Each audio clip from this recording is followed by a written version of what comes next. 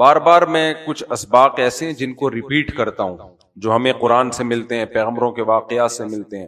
آپ کہہ سکتے ہیں اتنا بڑا واقعہ ہوا، کوئی انتقام تو لیتے، کچھ سزا تو دیتے. تو بات یہی ہے کہ جو چیز اپنے اختیار میں نہیں ہے اس کے پیچھے کبھی بھی مت پڑو، اسی وقت فیصلہ کرو کہ کرنا کیا ہے. ہمارے ہاں ہوتا یہ ہے کہ ہم یہ دیکھتے ہیں کہ جب کوئی مشکل میں ہے اور کچھ کر نہیں پا رہے تو وہ کرنا شروع کر دو جو نہیں کرنا چاہیے. اور آپ نے لوگوں کے زبان پہ ایک جملہ دیکھا ہوگا کہ ایسے ہی بیٹھے رہیں، کہ ایسے ہی بیٹھے رہیں، کچھ نہیں کریں. یہ جملہ سنا ہوگا نا، کیا میں ہاتھ پہ ہاتھ رکھ کے بیٹھا رہا ہوں. یہی باتیں آج کل کے وہ اسکالر کر رہے ہوتے ہیں جو ملک میں نظام کی تبدیلی کی بات کر رہے ہوتے ہیں. کیا ایسے ہی بیٹھے رہیں، کچھ نہیں کریں، کچھ نہیں بولیں؟ بھائی غلط کرنے سے بہتر ہے ایسے ہی تمیز سے بیٹھے رہو. اور ٹی وی میں پروگراموں میں آ کے لوگوں کو الو بنانے سے، لوگوں کو ورغلانے سے، لوگوں کے جذبات کو مشتعل کرنے سے بہتر ہے کہ ایسے ہی بیٹھے رہو. اگر کوئی کام کی بات ہے تو وہ لاؤ مارکیٹ میں. جو بھی بات کرے نا ایسے کہ ملک کو نظام بدل دو، بھائی کیسے بدلیں؟ کوئی سوٹیبل پیکج دو، کوئی آپ کے پاس ہے تو دو، ورنہ چپ کر کے بیٹھ جاؤ. آپ نے دیکھا ہوگا جب دعوتوں میں کھانا لگتا ہے، کچھ لوگ بیٹھ کے کیا کر رہے ہوتے ہیں؟ ابے بریانی کے چاول صحیح نہیں گلے، ابے بوٹیاں صحیح نہیں گلی، ابے فلانا صحیح نہیں گلا. بھائی چپ کر کے کھا لے، نہیں تو پتلی گلی سے چلا جائے. تو اس سے کوئی پوچھ تھوڑی رہا ہے. آپ سے پوچھے تو آپ بتا دینا تاکہ اگلی دفعہ میں ٹھیک بنے. تو کچھ اسکالر ایسا کر رہے ہوتے ہیں کہ بس بیٹھ کے باتیں کرتے رہو. تو پیغمبروں کی تعلیمات سے ملتا ہے ہمیں کہ بعض مواقع ایسے ہوتے ہیں کہ صبر جمیل کے سوا آپ کے پاس کوئی راستہ نہیں ہوتا. اور بنی اسرائیل میں دیکھ لو نا، بنی اسرائیل پر ظلم ہو رہا تھا، فرعون بچوں کو قتل کر رہا ہے، ذبح کر رہا ہے، تو ایسے ہی بیٹھے ہوئے تھے وہ. اور کیا کر لیتے وہ؟ وجہ کیا ہے کہ کچھ نہیں کر سکتے. کچھ کریں گے تو ظلم کم نہیں ہوگا بلکہ اور زیادہ بڑھ جائے گا. تو ایسے موقع پہ جو ہجرت کر سکتا ہے وہ ہجرت کرے، نہیں کر سکتا تو اجعلوا بیوتکم قبلہ. قرآن نے کہا کہ اپنے گھروں میں نماز پڑھو، کھلے عام جا کے نماز بھی مت پڑھو. بنی اسرائیل کو حکم تھا. پھر اللہ نے نجات دہندہ حضرت موسیٰ علیہ الصلوۃ والسلام پیدا کیے. پھر موسیٰ علیہ الصلوۃ والسلام کو بھی یہ حکم نہیں تھا کہ وہ ایک دم ایسے حملہ کر دیں. جتنا بتایا اتنا کریں، اس سے آگے مت جائیں، بس زبانی دعوت دینی ہے. اور پھر ایک وقت آیا کہ اللہ نے حضرت موسیٰ کو حکم دیا کہ بنی اسرائیل کو لے کے یہاں سے چلے جائیں. تو ہمیشہ ایک اصول یہ بار بار ریپیٹ کرتا ہوں، قرآن سے پتہ چلتا ہے کہ جو چیز اپنے اختیار میں ہے اسے چھوڑو نہیں، اور جو اپنے اختیار میں نہیں ہے اس کے پیچھے مت پڑو. زندگی کا یہ اصول بنائیں گے تو صحیح ٹریک پہ زندگی چلے گی. اور یہ اصول اس وقت تک بنتا نہیں ہے جب تک تقدیر پہ صبر کرنا نہ سیکھ جائے انسان. تقدیر پہ صبر کا مطلب کیا ہے؟ سب کچھ ٹھیک نہیں ہوگا، میں وہ کروں گا جو میرے اختیار میں ہے.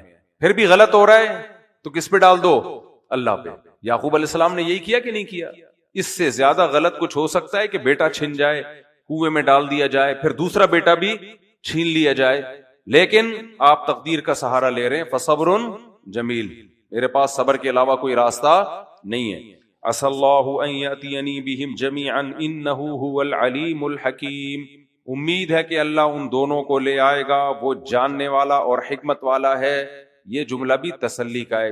اس سے پتہ چلتا ہے کہ کتنا ہی بڑا غم پہنچا ہو، انسان زبان سے بات تسلی والی کرے، اچھی بات زبان سے نکالے. نبی صلی اللہ علیہ وسلم کسی کی عیادت کے لیے گئے تو ان کو بخار تھا، کوئی بوڑھے تھے ان کو بخار تھا.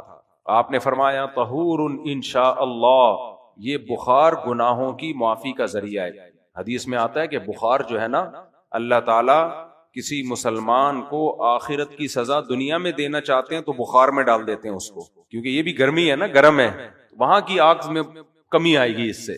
تو آپ نے فرمایا کہ یہ تمہیں جو بخار ہے یہ طہور، یہ گناہوں کو پاک کرنے کا ذریعہ ہے، یہ بھی اللہ کی نعمت ہے. تو انہوں نے کہا نہیں، یہ نعمت نہیں ہے، یہ بوڑھے پہ مصیبت بن کے نازل ہوا ہے. تو آپ نے فرمایا اب ایسا ہی ہوگا. اب یہ کیا ہے؟ اب یہ گناہ کو پاک کرنے کا ذریعہ نہیں بنے گا. اب یہ کیا ہے؟ اب یہ اللہ کی طرف سے مصیبت ہی ہے. ایک اور حدیث میں اس مضمون کی تاکید ہے، انا عند ظن عبدی بی. نبی صلی اللہ علیہ وسلم نے فرمایا اللہ کہتا ہے کہ انسان، میرا بندہ میرے ساتھ جیسا گمان کرتا ہے میں اس کے ساتھ معاملات ویسے ہی کرتا ہوں. کیا مطلب؟ آپ کو کوئی مشکل پہنچی، اگر آپ اچھا گمان رکھو کہ بھائی یہ تو سب کے ساتھ پہنچتی ہیں، کوئی حکمت ہوگی، اللہ مجھے اپنے قریب کرنا چاہتا ہے، یہ مجھ سے کوئی غلطی ہو گئی ہوگی، اللہ معاف کرنا چاہ رہا ہے، یا مجھے وہ ہے نا تندی باد مخالف سے نہ گھبرا اے شاہین، یہ تو چلتی ہے تجھے اونچا اڑانے کے لیے. اقبال نے کہا تھا کہ شاہین کو، کہ یہ جو مخالف سم کی ہوا چلتی ہے نا، اس سے گھبرانا نہیں ہے. تو یہ جو ہے نا سب سے پہلے گھبرانا نہیں ہے، یہ جملہ سب سے پہلے علامہ اقبال نے کہا تھا.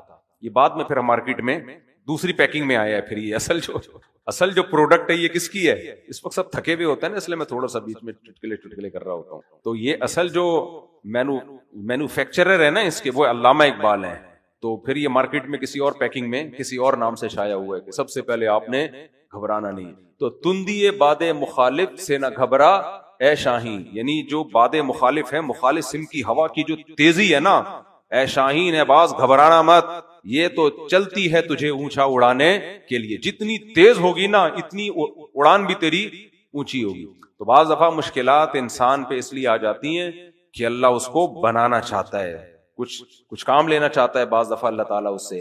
تبھی یہ دیکھو جو بچے بالکل چھوئی موئی ماحول میں پلے بڑے ہوتے ہیں، کبھی کوئی ٹینشن دیکھی نہیں ہوتی، وہ دنیا میں کوئی بڑا کام نہیں کر پاتے. اور جو بچے ذرا بچپن میں بھی انہوں نے کچھ تھوڑی بہت ٹینشنیں دیکھی ہوں تو وہ ان میں کانفیڈنس پیدا ہوتا ہے، وہ پھر کچھ کام کر لیتے ہیں، کچھ سیکھنے کا موقع ملتا ہے. جن بچیوں نے گھر میں شہزادیوں کی طرح ٹائم گزارا، کوئی کام نہیں، کبھی ڈانٹ نہیں پڑی، وہ سسرال میں ناکام زندگی گزارتی ہے، کیونکہ اتنے اچھے میاں مارکیٹ میں ملتے نہیں ہیں. تھوڑی بہت اونچ نیچ بچیوں نے گھر میں بھی دیکھی ہو تو ان کو اندازہ ہوتا ہے یہ چلتا ہے، یہ کیا ہے، اتنا تو ہوتا ہے سب گھروں میں. میری اماں ابا میں بھی ہوتا تھا تھوڑا بہت، تو میرے ہسبینڈ نے تھوڑا سنا دی تو کوئی اتنی بڑی بات نہیں ہے، سب سناتے ہیں. اماں بھی تو سناتی تھی نا. خیر، تو جو اللہ کے بارے میں اچھا سوچتا ہے، ان عند ظن عبدی بھی، نبی نے فرمایا کہ جیسا اللہ کہتے ہیں جیسا میرے بارے میں سوچے گا میرا معاملہ ویسا. اس حدیث کا مطلب کیا ہوا کہ کوئی مشکل آئی، آپ نے سوچا میری خیر ہوگی تو اللہ اس میں خیر ڈال دے گا. اور اگر کوئی پریشانی آئی، آپ نے سوچا اللہ کو میں ہی ملا تھا، میرے ساتھ ہی مسئلے ہیں، تو سمجھ لو تمہارے ساتھ ہی دنیا میں مسئلے ہیں، باقی کسی کے ساتھ بھی مسئلے نہیں ہیں. مسئلے ہی مسئلے ہوں گے، اللہ بچائے سب. تو فرمایا فصبر جمیل عسى الله ان ياتيني بهم جميعا وتولى عنهم وقال يا اسفا على يوسف. اب چونکہ بنیامین بھی چلا گیا تو وہ جو پرانا زخم تھا وہ تازہ ہو گیا یوسف علیہ السلام والا. وقال یا اسفا علی یوسف وابیضت عیناہ من الحزن، کہنے لگے افسوس یوسف پر، اور اتنا غمزدہ ہوئے کہ آپ کی بینائی چلی گئی غم کی وجہ سے.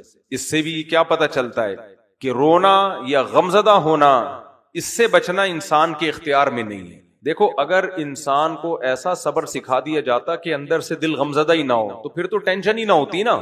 ثواب ٹینشن میں ملتا ہے اور ٹینشن غمزدہ ہونے کا نام ہے. تو غمزدہ تو انسان ہوگا، پتھر کا بنا ہوا نہیں ہے. بچھڑنے پر بھی، موتوں پر بھی، پریشانیوں پر بھی غمزدہ ہوتا ہے انسان. یہ ان کے اختیار میں نہیں تھا، غمزدہ ہوئے. تو قالوا تاللہ تفتأ تذکر یوسف حتی تکون حرضا او تکون من الہالکین. جو آپ کے اہل و عیال تھے نا، انہوں نے جب حضرت یعقوب کی یہ حالت دیکھی تو کہنے لگے اللہ کی قسم آپ نے ابھی تک یوسف کو یاد رکھا ہوا ہے. وجہ کیا تھی؟ وہ یہ سمجھ رہے تھے کہ یہ وہ غم بھول چکے ہیں، کیونکہ وہ زبان سے اس غم کا تذکرہ نہیں کرتے تھے، بار بار اس کو ریپیٹ نہیں کرتے تھے. عادت ہوتی ہے نا بعض لوگوں میں، کسی کی میت ہو گئی بار بار اس لے کے بیٹھ جائیں گے اس کو. تو اب چونکہ یہ اس جیسا واقعہ ہو گیا اس لیے آپ نے زبان سے غم کا اظہار کیا. تو کہنے لگے انما اشکو بثی وحزنی الی اللہ، میں اپنا غم اللہ کے سامنے بیان کرتا ہوں. وَأَعْلَمُ مِنَ اللَّهِ مَا لَا تَعْلَمُونَ، میں اللہ کے بارے میں وہ کچھ جانتا ہوں جو تم نہیں جانتے. دیکھو اللہ کے بارے میں سب کو تو سب کچھ معلوم ہے. اللہ ایک ہے، اس کی طاقت اور قدرت سب سے زیادہ ہے، اس کا کوئی شریک نہیں، اس کے احسانات ہیں. تو یہاں کون سی ایسی بات ہے جو یعقوب علیہ السلام کہہ رہے ہیں کہ میں اللہ کے بارے میں وہ کچھ جانتا ہوں تو جو تم نہیں جانتے. یہاں علم سے مراد ہے معرفت، اللہ کا وہ استحضار کہ اللہ کے ہر کام میں حکمت ہے. یہ استحضار ہر ایک کو ایک جیسا نصیب نہیں ہوتا. استحضار کی وجہ سے کچھ لوگوں کا اللہ پہ توکل زیادہ ہوتا ہے، کچھ لوگوں کا اللہ پہ توکل کم ہوتا ہے. تو یہ جو فرق ہے نا معرفت اللہ کی، یہ ہر ایک میں ایک جیسی نہیں ہوتی. جو اللہ کی کبریائی میں غور کرے گا، اللہ کے ساتھ تعلق ہوگا، ذکر اذکار کی کثرت، عبادت کی کثرت، تو اس میں یہ معرفت خود بخود بڑھ جاتی ہے. تو کہنے لگے میں اللہ کے بارے میں وہ کچھ جانتا ہوں جو تم نہیں جانتے. یعنی مجھے اطمینان ہے کہ یہ جو مجھے غم دیا ہے نا اللہ نے، ایک بیٹا چھینا جس سے مجھے امیدیں تھیں، توقعات تھیں، دوسرا بھی چھین لیا، یہ ایسا ہی نہیں ہے، اس میں کوئی نہ کوئی اس کی حکمت ہے. حکمت کیا ہے یہ مجھے معلوم نہیں ہے، لیکن کچھ اس میں حکمت ہے.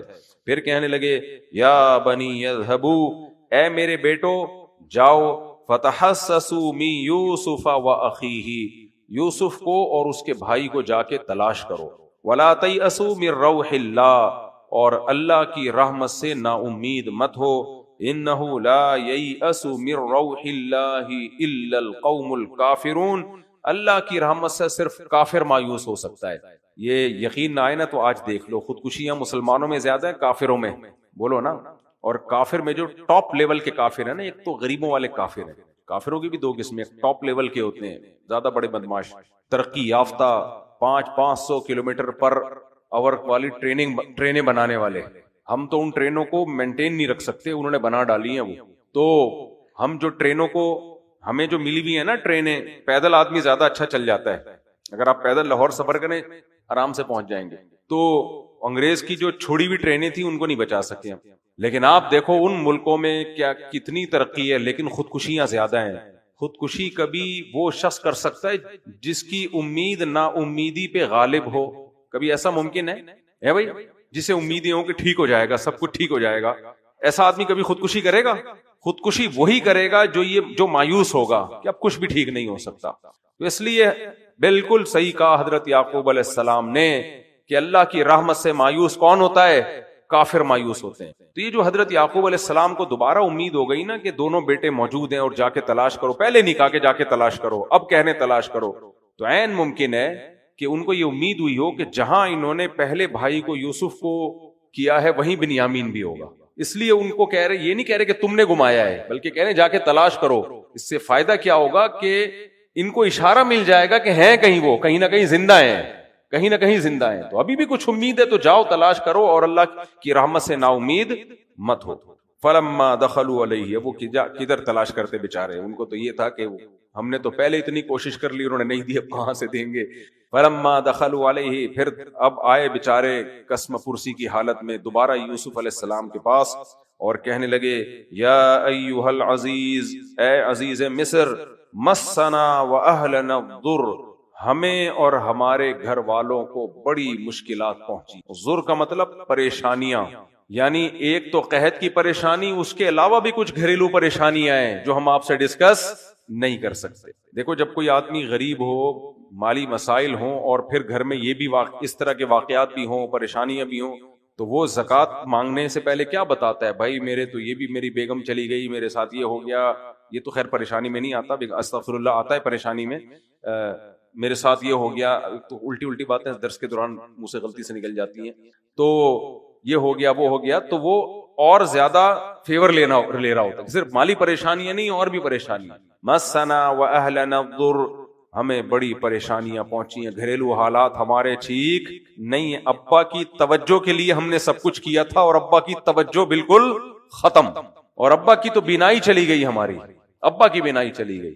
فَأَوْفِ لَنَا الْكَيْلَ وَتَصَدَّقْ جِئْنَا بِبِضَاعَةٍ مُزْجَاةٍ، اس دفعہ جتنا راشن فی کس، جتنا ایک راشن کے پیسے بنتے ہیں نا، وہ بھی ہم نہیں لا پائے، ہمارے گھریلو مالی حالات اب اتنے اچھے نہیں ہیں کہ جتنا راشن بنتا ہے ہم اس کے پورے پیسے آپ کو دے دیں۔ بِضَاعَةٍ مُزْجَاةٍ، بہت تھوڑی سی جمع پونجی لے کر آئے ہیں، بہت تھوڑی سی جمع پونجی۔ فَأَوْفِ لَنَا الْكَيْلَ، لیکن آپ راشن پورا دیں، ایسا نہ ہو پونجی جتنی ہے اس کے حساب سے راشن دیں، تو جہاں اتنی پریشانی ہے گھر میں ایک اور پریشانی کھڑی ہو جائے گی۔ وَتَصَدَّقْ عَلَيْنَا، اپنی طرف سے کچھ صدقہ کریں ہمارے اوپر، ان اضافی دیں۔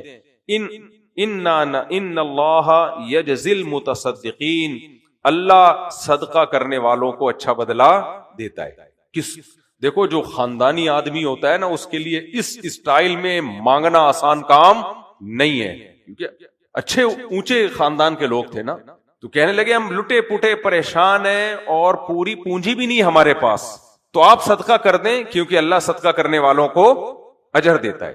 ہمارے حضرت مفتی رشید احمد صاحب رحمہ اللہ تعالی یہ دعا رات کو تہجد میں مانگا کرتے تھے اللہ تعالیٰ سے نا، ان الفاظ میں کہ اللہ جیسے یوسف علیہ السلام کے بھائی تیرے پاس، یوسف علیہ السلام کے پاس بچی کچی پونجی لے کر آئے تھے تھوڑی سی، لیکن اجر کا مطالبہ کر رہے تھے پورا، تو اللہ ہمارے پاس بھی اعمال بہت تھوڑے، لٹے پٹے ٹوٹے پھوٹے اعمال ہیں، لیکن ہمیں بدلہ کیا چاہیے؟ بولو پورا۔ یعنی ہم اس قابل نہیں ہیں کہ ہمارے گناہوں کو معاف کیا جائے، ہم اس قابل نہیں ہیں کہ ہمیں جنت میں داخل کیا جائے، کچھ بھی نہیں، لٹے پھٹے ہیں. لیکن جیسے یعقوب یوسف علیہ السلام کے بھائیوں نے کہا تھا کہ آپ صدقہ کریں کیونکہ اللہ صدقہ کرنے والوں کو اجر دیتا ہے. کیوں دیتا ہے؟ اللہ کو پسند ہے وہ لوگ جو تھوڑے معاوضے میں زیادہ دیتے ہوں. تو جب اللہ کو یہ بات مخلوق کے لیے پسند ہے تو اپنے لیے پسند نہیں ہوگی ہے بھائی کہ ہماری ٹوٹی پھوٹی عبادتیں اور ہمارے ٹوٹے پھوٹے اعمال پہ ہمیں بدلہ کیا دے؟ پورا دے. تو اللہ کو اس عمل کا واسطہ دینا چاہیے. حدیثوں سے یہ بات ثابت ہے کہ اللہ کو بھی نا واسطے دینے چاہیے. جیسے حضرت مریم نے بے موسم جب پھل کھا رہی تھی نا حضرت مریم علیہ السلام، یہ کرامت تھی ان کی. بزرگ ہر دور میں ہمیشہ سے پائے گئے ہیں. آج جو اسکالر کہتے ہیں نا بزرگ کوئی کرامت نہیں ہے، تو اس لیے کہتے ہیں کہ ان کمبختوں نے کبھی کوئی بزرگ دیکھا ہی نہیں ہوتا اور ان لوگوں کے ہاں بزرگ پیدا ہی نہیں ہوتے. سمجھ رہے ہیں کہ نہیں سمجھ رہے؟ کچھ اسکالر ایسے ہیں جو کہتے ہیں بزرگ نہیں ہے اور کرامتیں ورامتیں نہیں ہیں. کمبختوں نے کوئی بزرگ دیکھا ہوگا تو ان کو کرامتیں نظر آئیں گی نا. ان کمبختوں کیا ہوتے ہی نہیں ہے بزرگ. ایک آدمی ہمارے حضرت مفتی رشید احمد صاحب رحمہ اللہ کے پاس آئے، وہ بھی کسی ایسے مسلک کا تھا جو کہتے ہیں میں بزرگوں کو نہیں مانتا اور میں قرآن حدیث کو مانتا ہوں، قرآن حدیث بزرگوں کو نہیں مانتا. تو ہمارے حضرت کی محفل میں ایک دفعہ آیا، بیان سنا، بڑے شائستہ لب و لہجے میں حضرت بیان کرتے تھے، بڑا چہرے پہ نور تھا، نماز عبادت ایک اس تقوی کی اثرات ہوتے ہیں نا. تو وہ جانے کے بعد کہنے لگا یار میں نے پہلی دفعہ کوئی بزرگ دیکھے ہیں. ہم لوگ کے یہاں تو خود ہی کہہ رہا تھا ہم لوگ کے یہاں تو ہوتے ہی نہیں. تو اس لیے جن کے یہاں بزرگ نہیں ہوتے ان کے یہاں کرامتیں بھی نہیں ہوتی. سمجھ میں آ رہی ہے بات؟ ہاں کچھ لوگ ایسے ہیں جن کے یہاں ہر شخص بزرگ ہے، جن چڑیل بھوت بھگانے والے بھی بزرگ ہیں اور بے نمازی بھی بزرگ ہیں. ان کے ہاں پھر کرامتوں کی لائن لگی ہوئی ہے، وہ بھی مبالغہ ہے، وہ پھر چلی کرامت سینٹر کھول کے بیٹھے ہوئے ہیں وہ لوگ. تو یہ اللہ کو واسطہ دینا چاہیے. جیسے حضرت مریم کو بے موسم پھل ملتے تھے تو حضرت زکریا علیہ السلام جو آپ کے خالو تھے نا، انہوں نے دیکھا کہ یہ تو پھلوں کا موسم نہیں، یہ کیسے کھا رہی ہیں. تو حضرت مریم نے فرمایا ان اللہ یرزق من یشاء بغیر حساب، یہ اللہ کی طرف سے. حضرت مریم بھی بہت عبادت گزار تھی. تو جو لوگ بہت زیادہ عبادت گزار ہوتے ہیں بعض دفعہ اللہ کے معاملات ان کے ساتھ ہو جاتے ہیں، ہمیشہ نہیں ہوتے، بعض دفعہ ہو جاتے ہیں. تو حضرت زکریا نے جب دیکھا نا کہ حضرت مریم کو بے موسم پھل مل رہا ہے تو حضرت زکریا کی خواہش تھی اولاد. بوڑھے ہو گئے تھے، بیوی بھی بانجھ ہو گئی، ساری زندگی اولاد کے لیے دعائیں مانگتے رہے. تو ایسے موقع پہ حضرت زکریا نے اولاد مانگی. قرآن کہتا ہے ہنالک دعا زکریا ربا، یہ وہ پوائنٹ تھا، موقع تھا جہاں زکریا علیہ السلام نے رب کو پکارا کہ میں تو اس لیے دعائیں مانگنا چھوڑ دی تھی کہ بڑھاپے میں کس کو اولاد ملتی ہے بھائی، لیکن جب بے موسم پھل ان کو مل سکتا ہے تو اے اللہ مجھے اولاد کیوں نہیں مل سکتی؟ اے اللہ مجھے کیوں نہیں اولاد مل سکتی؟ ان کو بے موسم پھل ملا ہے، مجھے بھی کیا چاہیے؟ اولاد چاہیے. تو ایسے مواقع پہ دعائیں قبول ہوتی ہیں. تو حضرت ہمارے فرماتے تھے یہ دعا دیکھ، اس دعا کا واسطہ اس حضرت یوسف علیہ السلام کے بھائیوں کے اس مانگنے کا جو یہ انداز ہے نا، اس انداز کا اللہ کو واسطہ دے کے اللہ سے دعا مانگنی چاہیے کہ ہمارے پاس بھی کچھ نہیں ہے. قال هل علمتم ما فعلتم بيوسف واخيه اذ انتم جاهلون. یوسف علیہ السلام نے دیکھا نا اتنی شدید قسم پرسی میں یہ لوگ بالکل بے حال ہوئے ہوئے اور کہہ رہے ہیں کچھ بھی نہیں ہمارے پاس، ہمیں راشن بھی چاہیے اور ہمیں بہت پریشان ہے. وہ تو جان رہے تھے کہ کیا پریشانی چل رہی ہے نا گھر میں. اب یوسف علیہ السلام نے فرمایا کیا تمہیں پتا ہے کہ تم نے یوسف اور اس کے بھائی کے ساتھ کیا سلوک کیا تھا جب تم ناسمجھ تھے؟ تو جیسے یوسف علیہ السلام نے یہ جملہ کہا نا کہ تمہیں پتا ہے تم نے یوسف کے ساتھ کیا کیا تھا، قالوا اانک لانت یوسف، کہنے لگے کیا آپ یوسف تو نہیں ہو؟ اانک لانت یوسف، کہیں یقیناً ایسا تو نہیں کہ آپ ہی یوسف ہو. یعنی وہ پہچان گئی یہ جملے سے. ظاہر ہے بچپن میں ساتھ گزارے تھے نا تو بعد میں تبصرہ کرتے ہوں گے کہ یار یہ جو عزیز مصر ہیں ان کی تو صورت اور بات کا انداز بالکل ہمارے بھائی جیسا ہے جن کو ہم نے کنویں میں ڈالا تھا. لیکن پھر تبصرہ کرتے ہوں گے ابے بھائی وہ کہاں ہو سکتے ہیں، ان کو تو ہم نے کنویں میں ڈال دیا تھا، وہ یہاں کیسے پہنچ سکتے ہیں؟ ناممکنات میں سے ہے بھائی.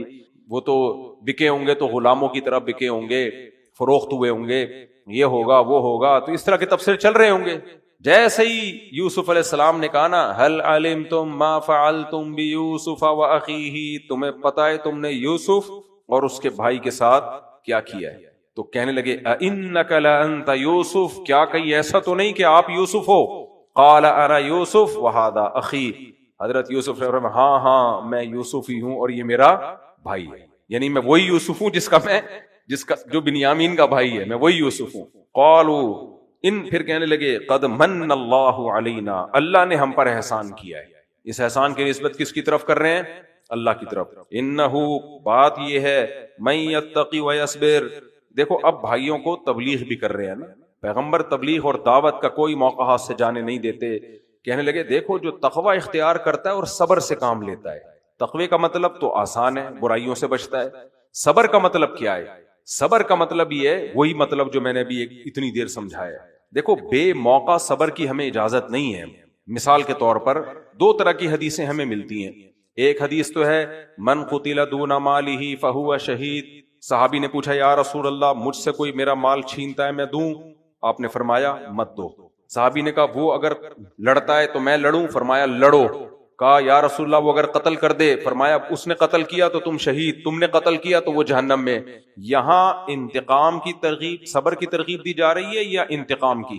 بولتے کیوں نہیں ہو؟ انتقام. یہاں نبی یہ کہہ سکتے تھے کہ کوئی تم سے تمہارا مال چھین رہا ہے، صبر کرو، ان اللہ مع الصابرین. اللہ کس کے ساتھ ہے؟ یہ دو طرح کی حدیثیں نا خلط مت ہو جاتی ہیں. کچھ لوگ صبر کے فضائل اتنے سناتے ہیں کہ سسرال کے ساتھ بھی آدمی بنا کے رکھنا شروع، استغفر اللہ، پھر وہی غلط بات دماغ چلا جاتا ہے. یعنی اتنا صبر کہ وہ کہیں کچھ بھی نہیں، اس کو سیدھا کرنا بڑا مشکل ہوتا ہے، بعض دفعہ کچھ چیزیں زبان سے نکل جاتی ہیں.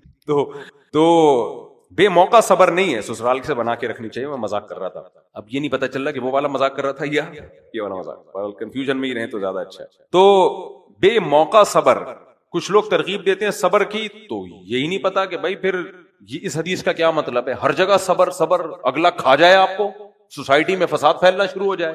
اور کچھ بہادر بننے کی ترغیب دیتے ہیں، وہی جو میں نے بھی مثال دی کہ آرام سے بیٹھے رہیں دیکھتے رہیں. تو بھائی تو کیا کر سکتا ہے یار؟ تو جو کر سکتا ہے وہ کر، نہیں کر سکتا تو آرام سے بیٹھا رہے. غلط کرنے سے بہتر ہے کہ آرام سے بیٹھے رہو، یا پلاننگ کرو کہ کر کیا سکتے ہیں، یہ پلاننگ میں ٹائم پاس کرو. رکشے کے پیچھے لکھا ہوتا ہے تپڑ ہے تو پاس کر ورنہ برداشت کر. یہ اسی لیے لکھا ہوتا ہے کہ جب تو نہیں گزر سکتا تو ہارن بجا بجا کے ٹینشن کیوں دے رہے، آرام سے پیچھے پیچھے آتا رہے. خیر، تو اس حدیث سے پتا چلتا ہے کہ انتقام لینا چاہیے. ڈاکو آ رہا ہے یا اس طرح کی کوئی بھی حرکت ہو رہی ہے. اور قرآن میں دوسری جگہ پر آتا ہے وَلَمَنْ صَبَرَ وَغَفَرَ، جو معاف کر دے اور صبر کرے، فَإِنَّ ذَلِكَ مِنْ عَزْمِ الْأُمُورِ، یہ بڑے حوصلے کی بات ہے. یہ کس کی بات ہے؟ حوصلے. تو دیکھو دونوں کا موقع الگ الگ ہے. جب صبر میں فائدہ ہو، وَلَمَنْ صَبَرَ، یہ آیت پوری ہے، اس میں اصلاح کے الفاظ بھی ہیں کہ اصلاح کرے وہ. تو جب صبر میں سوسائٹی کی اصلاح ہو، انتقام لینے میں اصلاح نہ ہو، اپنا حق چھوڑنے میں اصلاح زیادہ ہو رہی ہے، لڑائی ختم ہو رہی ہے، جھگڑے ختم ہو رہے ہیں، سلو ہو رہی ہے، تو اپنے حق سے دستبردار ہو جانا چاہیے. اپنے حق سے، ابا کے ساتھ جھگڑا چل رہا ہے، ابا کہہ رہے ہیں کہ نہیں یہ ہے، اب آپ چھوڑ دو، آپ کا حق بنتا بھی ہے. 2 سموسوں پہ لڑائی ہو رہی ہے افطاری کے وقت میں، ابا کو 2 سموسوں کا شوق ہے، ایک آپ کا تھا ایک ابا کا تھا، ابا کو شوق ہے دونوں کھانے کا، چھوڑ دو جھگڑا یار، کس کو کھلا دو. بے شک آپ نے اپنے پیسوں سے، یہ سموسوں کو آپ کروڑوں پہ لے جاؤ نا، میں تو مثال سموسوں کی دے رہا ہوں. افطاری میں تو کروڑوں سے زیادہ حیثیت پکوڑوں کی ہوتی ہے، کروڑوں سے زیادہ ہے ویلیو کس کی ہوتی ہے؟ پکوڑوں کی. اس لیے مثال پکوڑوں کی اور سموسوں کی دے رہا ہوں میں. تو چھوڑ دو اپنا حق، باپ ہے یار، وہ ظالم بھی اچھا ہے، کوئی بات نہیں. لیکن اگر کوئی شخص ایسا کر رہا ہے کہ اس کا، اگر اس کو چھوڑ دیا تو وہ آگے ظلم کرے گا، وہ کرتا چلا جا رہا ہے، ایسے ظالموں کو سوسائٹی میں سزا ملنی چاہیے، کیونکہ اس سے سوسائٹی خراب ہوتی ہے. اب ڈاکو کو سے انتقام کا حکم اس لیے دیا گیا ہے کہ اس کو چھوڑ دیا تو میرے بھائی وہ 10 لوگوں کی جیبیں کاٹے گا، 10 لوگوں کو قتل کرے گا. اس کو تو مارو لڑو، اپنا مال دے دیا، کل 10 کا اور جا کے مال خریدے گا وہ، مال لوٹے گا وہ. تبھی حدیث میں جو آتا ہے نا کہ زانی کو 4 آدمیوں نے دیکھا ہو زنا کرتے ہوئے، تو بہتر یہ کہ اس پہ پردہ ڈال دیں. لیکن شریعت نے اختیار بھی دیا ہے کہ جا کے حکومت کو بتا بھی سکتے ہو. تو یہ اختیار کیوں دیا ہے؟ اختیار اس لیے دیا ہے کہ یہ وہ خود فیصلہ کریں گے کہ سوسائٹی میں اگر زنا بہت بڑھ رہا ہے، کہ ہم نے اگر سزا نہ دلوائی تو لوگ کرتے چلے جائیں گے، تو افضل یہ کہ جا کے حکومت کو بتائیں تاکہ سزا ملے اور یہ سوسائٹی میں جرم ختم ہو. لیکن اگر ایسا نہیں ہو رہا ہے تو افضل کیا ہے، اس کے جرم پہ پردہ ڈال دیا. تو جہاں معاف کرنے میں اصلاح ہوگی وہاں معاف کرنا بہتر ہے، جہاں اصلاح نہیں ہو رہی وہاں معاف کرنا بہتر نہیں ہے. پھر یہ آیتیں وَمَن يَتَّقِ وَيَصْبِرْ، حضرت یوسف علیہ السلام نے کہا کہ جو تقوی اختیار کرے گا اور جو صبر کرے گا تو اللہ تعالیٰ کیا کریں گے؟ إِنَّهُ مَن يَتَّقِ وَيَصْبِرْ فَإِنَّ اللَّهَ لَا يُضِيعُ أَجْرَ الْمُحْسِنِينَ. تو اللہ تعالیٰ اچھے سلوک کرنے والوں کا اجر ضائع نہیں کرتا، جو بھی تقوی اور صبر والی زندگی اختیار کرے گا۔ تو انہوں نے صبر کیا تھا یوسف علیہ السلام اور ان کے بھائی نے۔ تو بھائی کیا کہنے لگے؟ تاللہ لقد آثرک اللہ علینا، اللہ کی قسم اللہ نے آپ کو ہم پہ ترجیح دی۔ نیچا دکھانے کی کوشش کر رہے تھے حسد کی وجہ سے کہ ان کو ہم کم تر کر دیں، الزامات چوری کے، اور انہوں نے چوری کی تو ان کے بھائی نے بھی معاذ اللہ چوری کی تھی، لیکن فائدہ ہوا کچھ؟ گواہی دینے لگے، جس سے انسان کو حسد ہونا اس کی تعریف مشکل سے منہ سے نکلتی ہے، اور قسم اٹھا کے تو بہت مشکل ہے کہ تعریف کرو آپ۔ یہ ایسے جیسے سوکن کے بارے میں تعریف کرے، اللہ کی قسم وہ مجھ سے زیادہ خوبصورت بھی ہے اور مجھ سے زیادہ نیک بھی ہے، یہ ہو سکتا ہے کیا؟ قسم بھی اٹھائے، نہیں ہوتا، ہونا بھی نہیں چاہیے۔ تو جس سے انسان کو حسد ہونا نہیں ہو سکتا یہ، لیکن یہاں بھائیوں نے بزبان حال کہا، کیونکہ مجبور ہو گئے تھے کہ اس سے زیادہ کسی کی فضیلت کی کیا چیز ہو سکتی، ہتھیار ڈال دو، مان لو کہ اللہ نے ان کو فضیلت دی ہے۔ تاللہ لقد آثرک اللہ علینا، اللہ کی قسم اللہ نے آپ کو ہم پہ فضیلت دی ہے، وَإِن كُنَّا لَخَاطِئِينَ، اور یقیناً ہم ہی غلط تھے۔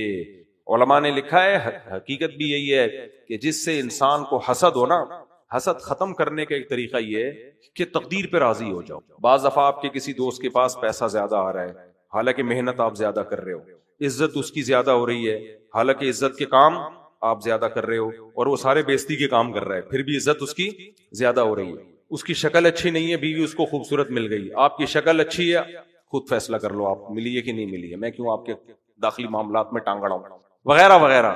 تو ایسے موقع پہ کیا سوچنا چاہیے؟ بھائی اللہ سے کوئی نہیں لڑ سکتا، اللہ کی تقدیر کو کوئی چینج نہیں کر سکتا۔ تو یوسف علیہ السلام کے بھائیوں نے کوشش کی نا تقدیر کو چینج کرنے کی، پورا زور لگا دیا، اس سے بڑی کیا ہو سکتی ہے کہ بیٹے اور باپ میں فاصلے کے لیے کنویں میں ڈال دیا کہ ہمیشہ کے لیے جان چھوٹے۔ لیکن وہ ہمیشہ کے لیے جان چھوٹنے کے بجائے اتنی عزت کے ساتھ باپ بیٹے کی ملاقات ہو رہی ہے کہ جو تصور بھی نہیں کر سکتے تھے یہ کہ اللہ نے کیا بنا کے یوسف علیہ السلام کو کیا بنا کے باپ سے ملا دیا، اور خود محتاج ہو گئے یوسف علیہ السلام کے۔ اس لیے کہنے لگے تاللہ لقد آثرک اللہ علینا، تو یہ کام کرنے سے پہلے ہی کہہ دے آدمی۔ اس لیے علماء نے لکھا ہے کسی سے حسد ہونا تو اس حسد کو ختم کرنے کا ایک بہترین طریقہ یہ بھی ہے کہ اس کے منہ پہ اس کی تعریف کر دو جا کے، دل جلے گا، آگ لگے گی، یار یہ کیا ہو رہا ہے، میرا دل تو نہیں چاہ رہا، دل تو چاہ رہا ہے اس پہ جماٹ مارو رکھ کے، لیکن بولا یار آپ ماشاءاللہ اچھے بھی ہو، خوبصورت بھی ہو، ہینڈسم بھی ہو، آپ سخی بھی ہو، آپ ذہین بھی ہو، وغیرہ وغیرہ، بولے دل جلے گا، لیکن پک پک کے دل ایک دن کیا ہو جائے گا؟ تیار ہو جائے گا۔ دوسروں کے سامنے بھی اس کی تعریف کر دیا کرے، خواتین ایک دوسرے کے کسی اور کے دوسری عورتوں کے حسن کی دوسروں کے سامنے تعریف کیا کریں۔ خواتین میں یہ بہت ہوتا ہے نا کہ وہ ہر عورت کا یہ خیال ہوتا ہے مجھ سے زیادہ حسین اس کائنات میں کوئی ہے ہی نہیں، اگر کوئی اس سے زیادہ حسین آ جائے تو ان کو حسد ہوتا ہے، تو اس کا طریقہ یہ بول دیں یہ زیادہ اچھی، مشکل کام ہے کرنا پڑتا ہے۔ تو انہوں نے کیا کہا؟ تاللہ لقد آثرک اللہ علینا، اللہ کی قسم اللہ نے آپ کو ہم پہ ترجیح دی ہے، وَإِن كُنَّا لَخَاطِئِينَ، ہم گناہگار ہیں، قَالَ لَا تَثْرِيبَ عَلَيْكُمُ الْيَوْمَ، فرمایا تم پر کوئی حرج نہیں ہے، کوئی سزا نہیں ہے، یغفر اللہ لکم، اللہ سے معافی مانگتا ہوں تمہارے لیے، اللہ بھی تمہاری میں نے بھی تمہیں معاف کیا، اللہ بھی تمہاری خطا کو معاف کرے۔ یہ وہ معافی ہے، کیونکہ یہاں انتقام لینے کا کوئی فائدہ ہے؟ بھائی بھائیوں سے انتقام لیں گے تو کیا سوسائٹی، کچھ بھی نہیں ہوگا، لوگ بولیں گے بھائی آپس میں لڑ رہے ہیں، بلکہ معاف کرنے میں کیا ہے فائدہ، کیونکہ ان کو اپنی غلطی کا احساس ہو گیا ہے۔ وہ کہنے لگے نبی صلی اللہ علیہ وسلم نے جب مکہ فتح کیا نا تو مشرکین بھی اسی طرح سے آئے تھے آپ کے پاس، تو آپ نے فرمایا میں تمہارے لیے وہی الفاظ کہوں گا جو یوسف علیہ السلام نے اپنے بھائیوں کے لیے کہے تھے، لا تثریب علیکم اليوم، کوئی تم پر حرج نہیں ہے، معاف سب۔ اذهبوا بقمیصی ھذا، پھر کہنے لگے میرے یہ کرتے کو لے کے جاؤ، فالقوه علی وجہ ابی، اور میرے والد کے چہرے پہ ڈال دو، یاتی بصیرا، ان کی بینائی واپس لوٹ جائے گی۔ یہ معجزہ تھا یوسف علیہ السلام کا۔ آج کل کے جاہل پیر بھی یہی کر رہے ہوتے ہیں، واتونی باہلکم اجمعین، اور پھر پورے خاندان کو لے آؤ۔ تو جاہلوں کی کرامتیں نہیں ہوتی، کرامتیں اللہ والوں کی ہوتی ہیں۔ ولما فصلت العیر، جب وہ قافلہ وہاں سے چلا ہے نا مصر سے واپسی کے لیے، اور وہ کرتا لے کے حضرت یوسف علیہ السلام کا، قال ابوہم، تو حضرت یعقوب علیہ السلام نے اپنے گھر والوں سے جو بھی بیٹے جو بیٹیاں اور بہویں داماد جو بھی تھے ان سے کہنے لگے، انی لاجد ریح یوسف، مجھے یوسف کی خوشبو محسوس ہو رہی ہے، لولا ان تفندون، یہ جملہ بڑا مزے کا ہے، المہند المفند کا نام سنا ہے نا آپ نے؟ مفند کسے کہتے ہیں؟ فند یفند تفنیدا، عربی میں جو باب تفعیل ہے نا وہ نسبت کے لیے بھی آتا ہے. دیکھو ایک لفظ ہے فسق، اس کا معنی فاسق کو فسق کہتے ہیں، فسق یعنی برائی. اور آسان مثال دیتا ہوں، ایک لفظ ہے کفر. کفر کسے کہتے ہیں؟ کافر.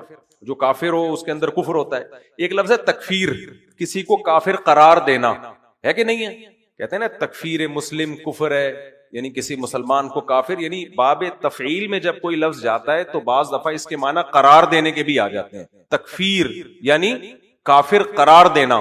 تو تفنید کسی کو سٹھیایا با قرار دے دینا بڑھاپے کی وجہ سے. نہیں آئی بات سمجھ میں؟ یعنی کسی جو بوڑھا ہو گیا ہو نا اور الٹی الٹی باتیں کر رہا ہو تو ہم اس کو یہ قرار دے دیتے ہیں کہ بڑھاپے کی وجہ سے یہ سٹھیا گیا ہے، ہم نے اس کو قرار دے دیا کہ ایسا ہو گیا ہے. تو یعقوب علیہ السلام نے کہا لولا ان تفندون، یہی باب تفیل، اگر تم یہ نہ کہو نا کہ ہمارے ابا بوڑھے ہو گئے ہیں، اب یہ بوڑھے ہونے کی وجہ سے الٹی الٹی باتیں کر رہے ہیں، یہ نہ کہو تو میں تمہیں ایک بات بتاؤں، مجھے یوسف کی خوشبو محسوس ہو رہی. ان کو یہ خطرہ تھا کہ ہمارے بچے کہیں گے کہ ابا بوڑھاپے میں کیا ہو گئے ہیں، وہ عجیب عجیب سی باتیں انہوں نے شروع کر دی. تو کہنے جیسے ہم پہلے کہانیاں پڑھتے تھے نا تو بادشاہ سلامت سے کہا جان کی امان پاؤں تو عرض کروں، یہ جملہ بہت سنا ہوگا، بادشاہ سلامت جان کی امان پاؤں تو عرض کروں. تو وہاں بھی انہوں نے کہا اگر یہ گارنٹی دو کہ تم مجھے یہ نہیں کہو گے تو میں تم سے ایک بات کہوں کہ مجھے یوسف کی خوشبو محسوس ہو رہی ہے. قالوا تاللہ انک لفی ضلالک القدیم. بچوں نے یہ تو نہیں کہا ابا کے احترام میں کہ ابا آپ بڑھاپے کی وجہ سے ایسی باتیں کر رہے ہیں، کیونکہ والد کے لیے یہ جملہ استعمال کرنا غلط ہے. لیکن انہوں نے اتنی بات کہی تاللہ انک لفی ضلالک القدیم، اللہ کی قسم آپ تک ابھی تک اپنی پرانی غلطی میں ہی ہیں. یوسف کو آپ بھولے نہیں. قسم اٹھا کے کہا کیا ہے، بہرحال یہ غلطی، ہم یہ تو نہیں کہہ رہے جو آپ اپنے بارے میں الفاظ ہماری طرف منسوب کر رہے ہیں، لیکن اتنی بات ضرور ہے کہ آپ ابھی تک پرانی غلطی میں پڑے ہوئے. فلما ان جاء البشیر، پہلے قافلے بھی مہینے مہینے لگ جاتے تھے پہنچنے میں، کتنے مہینے لگے ہوں گے. بہرحال جب وہ قافلہ پہنچا ہے، فلما ان جاء البشیر، جب خوشخبری دینے والا آیا. اس کا مطلب قافلہ بھی نہیں پہنچا تھا. عرب میں عادت تھی کہ جب کوئی خوشخبری کی بات ہوتی تھی کوئی بہت بڑی تو گھوڑے پہ، تیز رفتار گھوڑے پہ کسی کو بٹھا کے پہلے بھیج دیا کرتے. تو عرب نہیں تھے لیکن رواج ہمیشہ سے یہ رہا ہے. تو قافلہ تو آتا رہا، خوشخبری دینے والا تیز رفتار گھوڑے پہ پہلے پہنچ گیا اور کہنے لگا القاہ علی وجہی، اور کرتے کو لے جا کے آپ کے چہرے پہ ڈالا. فرتد بصیرا، آپ کی نگاہیں لوٹ آئیں. اس وقت یعقوب علیہ السلام نے فرمایا الم اقل لکم، میں نے تم سے کہا نہیں تھا انی اعلم من اللہ ما لا تعلمون، میں اللہ کے بارے میں وہ کچھ جانتا ہوں جو تم نہیں جانتے. ہر کام میں اس کے کوئی حکمت ہوتی ہے. وہ سارے بیٹے آ گئے پھر، یا ابا نستغفر لنا، اے ہمارے ابا آپ اللہ سے ہمارے لیے معافی مانگیں، ذنوبنا، ہمارے گناہوں کی، انا کننا خاطئین، ہم واقعی بڑے گناہگار تھے. قال سوف استغفر لکم ربی، کہنے لگے عنقریب میں تمہارے لیے اپنے رب سے معافی مانگوں گا. علماء نے لکھا ہے کہ شاید ان کا ارادہ تھا تہجد میں اٹھ کے دعا مانگنے کا، کیونکہ اس وقت دعائیں زیادہ قبول ہوتی ہیں، اس لیے انہوں نے کہا عنقریب. انہ هو الغفور الرحیم، بے شک وہ معاف کرنے والا اور رحم کرنے والا ہے. فلما دخلوا علی یوسف، پھر پورا قافلہ، مولانا عبد الماجد دریا آبادی وہ بھی یعقوب علیہ السلام کی اولاد میں ایک بہت بڑے مفسر گزرے، انہوں نے اپنے پوری نسب بیان کیا یعقوب علیہ السلام تک، پورا نسب. مولانا عبد الماجد دریا آبادی رحمۃ اللہ علیہ، ان کی تفسیر بھی ہے اردو میں، اچھی تفسیر ہے، انگلش کے بھی بڑے ماہر تھے وہ. اور ان کی اردو کی تفسیر کی خاصیت یہ کہ انہوں نے آسمانی کتابوں کا بھی بڑا مطالعہ کیا ہوا ہے اور ہسٹری کو بھی بہت، تو گوروں کے ریفرنس بھی وہ ڈالتے رہتے ہیں اس میں انگریزی میں نا، کہ فلانے نے اس کے بارے میں یہ لکھا، فلانے انگریز نے اس کے بارے میں یہ لکھا. تو بڑی زبردست سی تفسیر ہے ان کی، لیکن اردو گاڑی ہے، پرانے زمانے کی ہے. اس زمانے میں انگلش میں بہت ماہر تھے وہ. تو قرآن کی جن آیتوں کی انگریزوں نے تعریف کی ہے نا، وہ انگریزوں کے کمنٹس بھی ہیں اس کے بارے میں، انہوں نے ڈالے ہوئے ان کی کتابوں سے لے کے، کہ کچھ آیتیں ہیں گوروں نے بھی تعریف کی ہے کہ یہ جو احکام ہے یہ بڑے، یعنی بہت ہی ہائی لیول کے احکام دیے قرآن نے. سوسائٹی، یعنی جس سوسائٹی میں یہ نافذ ہوں گے وہ بہت اونچی سوسائٹی ہوگی. تو انہوں نے لکھا ہے کہ 90 کے قریب افراد تھے جو یعقوب علیہ السلام کے خاندان کے افراد کہاں جا رہے تھے، یہ ہجرت کر کے مصر. وہی بات ہے نا، وہی فیملی پلاننگ، 2 بچے ہی اچھے. اگر وہی 2 بچے 1 بیوی، نہ یعقوب علیہ السلام کو یوسف علیہ السلام ملتے، نہ یہ واقعات ہوتے، ہمارے نانا سے جب کوئی پوچھتا تھا، 99 سال پہ فوت ہوئے، اللہ ان کی مغفرت فرمائے، بھائی جی کہتے تھے لوگ ان کو، ہمارے نانا کو نا، تو کہتے تھے بھائی جی گھر میں خیریت ہے؟ وہ کہتے تھے خیریت کمبختوں کے ہاں ہوتی ہے، جن کمبختوں کے ہاں کوئی آل اولاد ہوتی نہیں ہے، نہ بیٹے نہ بہویں نہ داماد، ایک آدھ بچہ، تو خیریت ہی خیریت ہے۔ کہہ رہے ہم آل اولاد والے لوگ ہیں بھائی، ہمارے تو کبھی کسی بچے کا سر پھٹا ہوا ہے، کبھی کسی کی پڈا ہو گیا، کبھی محلے میں کسی سے لڑ رہا ہے، کبھی گھر میں جھگڑا ہو گیا، تو خیریت تو جیسے کمبختوں کیا، جن کو میں پیار سے بغیرت استغفر اللہ کمبخت بولتا ہوں۔ تو اس لیے یہ فیملی پلاننگ والوں کے جو سوسائٹی ہمیں دینا چاہ رہی ہے نا، اس میں مسائل اس لیے نہیں ہے کہ نعمتیں ہی نہیں ہے۔ کیا خیال ہے بھائی؟ ایک آدمی کھانا کھاتا ہے تو بیت الخلا بھی جاتا ہے، گیس بھی بنتی ہے، ہاضمے کی گولیاں ہی کھاتا ہے، اس کا حل یہ ہے کہ کھانا ہی کھانا چھوڑ دو، نہ بیت الخلا جاؤ گے۔ بھائی کھانا نہیں کھانے سے جو ٹینشن ہوگی وہ زیادہ ہے۔ تو جو اولاد نہیں ہوتی نا، خاندان چھوٹا ہو جاتا ہے تو خوشیاں ختم، خوشیاں آپ نے اپنی برباد کرا دی۔ جہاں خوشیاں ہوتی ہیں وہاں چھوٹے موٹے غم بھی چل رہے ہوتے ہیں۔ تو اس لیے یعقوب علیہ السلام کا خاندان تھا تو کچھ غم بھی آ گئے، تو اب 90 افراد کو لے کے ہجرت کر کے کہاں جا رہے ہیں؟ مصر میں۔ فلما دخلوا علی یوسف آوى الیہ ابویہ، جب یوسف علیہ السلام کے پاس آئے تو حضرت یوسف نے اپنے والدین کو بہترین ٹھکانہ دیا، بہت اچھا استقبال کیا ان کا۔ وقال ادخلوا مصر ان شاء اللہ آمنین، اور کہا کہ اللہ نے چاہا تو امن کے ساتھ اب مصر میں داخل ہو جاؤ۔ پہلے بھی آتے لیکن یہ پروٹوکول نہ ملتا، اور اجنبی ہوتے، لڑائی ہوتی، کچھ بھی ہوتا، اب امن کے ساتھ مصر جیسے شہر میں داخل ہو جاؤ۔ ورفع ابویہ علی العرش، اور اپنے والدین کو اپنے ساتھ تخت پہ بٹھایا۔ وخروا لہ سجدا، اور وہ سارے بھائی آپ کے سامنے سجدے میں گر گئے۔ پہلے زمانے میں بادشاہ کے لیے تعظیمی سجدہ جائز تھا۔ تو قال یا ابتی ھذا تأویل رؤیایا من قبل، کہ اے میرے والد یہ میرے اس خواب کی تعبیر ہے جو میں نے کل دیکھا تھا۔ حضرت یعقوب تعبیر نہیں بتا پائے تھے نا۔ حضرت یعقوب علیہ السلام سے جب یوسف علیہ السلام نے کہا مجھے خواب آیا ہے کہ 11 ستارے سجدہ کر رہے ہیں، تو یعقوب علیہ السلام نے تعبیر تھوڑی بتائی تھی اس کی، کہا کہ بس اتنا ہے کہ اللہ تم سے کوئی کام لے گا۔ تو جیسے ہی وہ 11 بھائیوں نے سجدہ کیا تو یوسف علیہ السلام نے کیا فرمایا؟ ھذا تأویل رؤیایا من قبل، جو میں نے پہلے خواب دیکھا تھا نا یہ اس کی تعبیر ہے۔ وقد احسن رب ھذا تأویل رؤیایا من قد جعلها ربی حقا، میرے رب نے اس خواب کو سچا کر دکھایا۔ وقد احسن بی اذ اخرجنی من السجن، اور میرے رب نے اس وقت بھی مجھ پر احسان کیا جب مجھے جیل کی 4 دیواری سے باہر نکالا اس نے۔ اور وجاء بکم من البدو، میرے رب نے اس وقت بھی مجھ پر احسان کیا جب آپ کو گاؤں سے اٹھا کے کہاں لے آیا؟ شہر میں لے آیا۔ من بعد ان نزغ الشیطان بینی وبین اخوتی، اور یہ سب کچھ اس کے بعد ہوا کہ شیطان نے میرے اور بھائیوں کے درمیان نفرت ڈال دی تھی۔ ایک ایک جملہ پیغمبر کی زبان سے نکلا ہوا سلیکٹڈ ہے، اور اس میں اسباق ہیں۔ کتنے واقعات بیان کیے یعقوب علیہ السلام نے؟ ایک، اللہ نے خواب کو سچا کر کے دکھا دیا، ہو گیا کہ نہیں ہو گیا؟ دوسرا واقعہ بیان کیا، اخرجنی من السجن، میرے رب نے مجھے جیل سے نکالا۔ تیسرا بیان کیا، آپ کو گاؤں کی زندگی سے اٹھا کے شہر کی زندگی دی، اور اس میں ایک اور نعمت چھپی ہوئی ہے کہ آپ کو مجھ سے ملا بھی دیا، پورے خاندان کو ملا دیا مجھ سے۔ اور ایک کام اس میں منفی بھی ہوا، یہ سارے کام اچھے ہوئے ہیں نا، ایک منفی کام ہوا کہ بھائیوں نے مجھ سے نفرت کی۔ میں سمجھا پا رہا ہوں؟ نہیں سمجھ میں آئے میرا؟ دیکھو کام یہاں، ہاں جو کہنا آ رہا ہے، کام یہاں بہت سارے ہوئے ہیں، کچھ نعمت والے کام ہوئے، کچھ آزمائشوں والے کام ہوئے۔ سب سے پہلے آزمائش والا کام کیا ہوا تھا؟ دیکھو جب بھی کوئی ایسی ٹینشنوں کے بعد کسی سے ملتا ہے تو اپنے غموں کی ایک پوری فہرست لے کے بیٹھا ہوا ہوتا ہے۔ ابا آپ کو کیا بتائیں میرے ساتھ ہوا کیا، یہ تو ابھی آپ دیکھ رہے ہو مجھے اس کنڈیشن میں بادشاہ بنا ہوا ہوں، لیکن یہ میں یہاں تک ایسے ہی نہیں پہنچ گیا۔ آج کل موٹیویشنل اسپیکر ہوتے ہیں نا، اسٹرگل، اس کے پیچھے کیا ہے پھینک رہے ہوتے ہیں لمبی لمبی اسٹرگل۔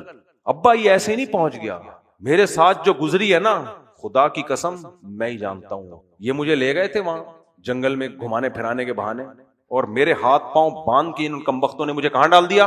ابھی یہ بنے ہوئے بیٹھے ہوئے اتنے شریف تمیز سے، یہ سب پیسے کا چکر۔ ابھی چونکہ میں بادشاہ بن گیا نا اور مجھے عہدہ مل گیا، پیسے، اب یہ اتنے توبہ استغفار میں بھی لگے ہوئے ہیں اور آپ سے بھی دعائیں کروا رہے ہیں۔ یہ ہیں کس، ان کے دل میں کیا ہے اور ان کی اوقات کیا ہے، یہ میں آج آپ کو بتاؤں گا جو انہوں نے میرے ساتھ کیا ہے. کیا خیال ہے؟ ہم لوگ ہوتے تو یہی کرتے کہ نہیں کرتے؟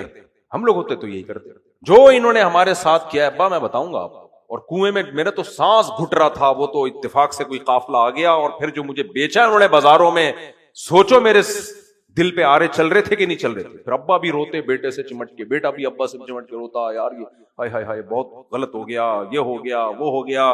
پھر ایک پروگرام ہوتا غم منانے کا, مرثیے ہوتے معاذ اللہ, نقل کفر وغیرہ وغیرہ. پھر ابا مجھے مصر کے بازاروں میں فروخت, وہ تو اتفاق سے میں بادشاہ کے محل میں چلا گیا, ورنہ تو حسن اتفاق کہیے بس اس کو آپ. اور پھر وہاں میں نے اتنی شرافت کے ساتھ زندگی گزاری, عزیز مصر کی بیوی نے الٹا مجھ پہ الزام لگا دیا اور میں بچا, اس جرم میں مجھے جیل میں ڈالا گیا ہے. یہ آزمائش, اور کتنے سال جیل میں پڑا رہا ہوں. ابا ایک دن رہ کے دکھاؤ نا, اور ان بھائیوں سے بولو تم ایک دن ذرا جیل میں رہ کے دکھاؤ. یہ سسرال میں ایک دن نہیں گزار سکتے جہاں ان کو چائے بھی ملتی ہے, کھانا بھی ملتا ہے. ان سے بولو نا, اب یہ بیٹھے ہوئے ہیں, استغفار کر لیں ہمارے لیے, توبہ کر لیں ہمارے لیے. ابا اور یوسف آپ کو اللہ نے ہم پہ فضیلت دی, اب تو مانو گے نا فضیلت دی ہے, دیکھ لیا نا اپنی آنکھوں سے. اسٹائل بھی بناتے ہیں آج کل, یوٹیوب پہ کچھ آ رہے ہیں وہ بڑے اسٹائل سے بات کرتے ہیں, دلیل میں بھی زیرو ہیں بالکل بیچارے فارغ ہیں. تو یہ سارا بنتا تھا کہ نہیں بنتا تھا؟ کیا خیال ہے بھائی؟ پھر کہتے ہیں میں جیل چلا گیا. پھر مجھے کو امید ہوئی کہ ایک بندے کو میں نے خواب کی صحیح تعبیر بتائی ہے, میں نے اس کو بولا تھا کہ بادشاہ کے سامنے ذرا جا کے میرا ذکر کرنا. کمبخت وہ بھی ایسا بے غیرت نکلا, وہ بھی بھول گیا. یہ بھی ٹینشن میں نے برداشت کی. تو شکر ہے خودکشی نہیں کی میں نے, کوئی جاپانی ہوتا تو اپنے آپ کو مار چکا ہوتا اب تک. ہائے ابا یہ ہو گیا, ہائے ابا وہ ہو گیا, ہائے ابا کچھ بھی نہیں, کچھ بھی نہیں. نعمتیں اور نعمتوں کا تذکرہ, جیل میں جانے کا تذکرہ نہیں ہو رہا. قد اخرجنی وقد اخرج بی من السجن, جیل سے نکلنے کا تذکرہ ہو رہا ہے. ہمیشہ مثبت سوچنا چاہیے. جیل میں بہت سے لوگ چلے جاتے ہیں, نکلنا بہت کم کو نصیب ہوتا ہے. تو چلے گئے, قدرت کا تھا, ہو جاتا ہے, بہت سے لوگوں پہ الزامات لگتے ہیں, لیکن میرے رب نے مجھے جیل سے نکال دیا. میرے رب نے خواب سچا کر دکھایا. میرا رب آپ کو گاؤں کی زندگی سے شہر کی زندگی میں, اب ایک نیگیٹو چیز اس میں تھی کہ بھائیوں نے سب کچھ کیا ہے, تو وہ ساری بلی شیطان پہ ڈال دی. صحیح ہے نا؟ من بعد ان نزغ الشیطان بینی وبین اخوتی, یہ سب کچھ ہوا کیوں؟ شیطان نے میرے اور بھائیوں کے درمیان کچھ حسد ڈال دی تھی. وہ بلی کس پہ ڈال دی؟ شیطان کو. کتنا غصہ آئے گا. اچھا شیطان کو غصہ دلانا تو اللہ کو خوشی ہوتی ہے اس سے. شیطان بولے گا یار سارے کام یقیناً میں نے کروائے, لیکن رزلٹ کیا نکلا اس کا؟ اب ان کو تم کچھ نہیں کہہ رہے, ساری بلی کس پہ ڈال رہے ہو؟ شیطان نے یہ کر دیا, شیطان نے وہ کر دیا. کیوں؟ اس لیے کہ اب ان کو آر دلا کے دوبارہ ان سے نفرت کا ماحول پیدا نہیں کرنا چاہتے. تو دیکھو سوسائٹی میں جو اصلاح کرنے والے لوگ ہوتے ہیں, ان کا بات چیت کرنا, ان کا لائف اسٹائل, ان کے سوچنے کا انداز بالکل ڈیفرنٹ, اور جو فسادی ہوتے ہیں بالکل اس کے اپوزٹ ہوتے ہیں. وہ یہ ایک معیار ہے کسی کو جانچنے کا کہ فسادی کون ہے اور اصلاح کرنے والا کون ہے. تو فسادی ہوتے ہیں نا بالکل اس کے الٹ ہوتے ہیں.